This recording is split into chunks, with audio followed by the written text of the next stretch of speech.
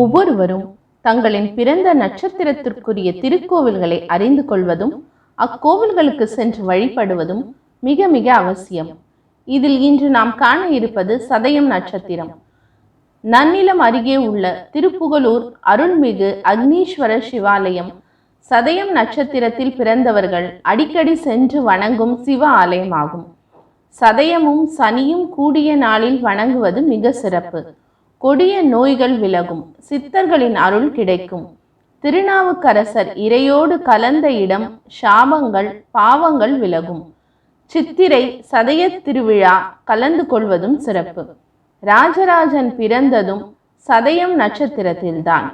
தஞ்சையில் நடைபெறும் சதய திருவிழா முக்கியமானது. ராஜராஜ சோழ மன்னனை போல் சதயத்தில் பிறந்தவர்கள் வரலாற்றில் இடம் பிடிக்குமாறு தங்களை உயர்த்தி கொள்ள இங்கு சென்று வணங்க வேண்டும். சதயத்தில் பிறந்தவர்கள் கோவில்களுக்கு நல்ல எண்ணெய் சந்தனம் வழங்குவது, விருந்தினருக்கு பால் பாயசம் பால் வழங்குவது, கோவிலுக்கு பால் வழங்குவது செய்து வந்தால் பூர்வ ஜென்ம பாவம் நீங்கி புகழுடன் செல்வத்துடன் வாழ்வாங்கு வாழ்வார்கள்.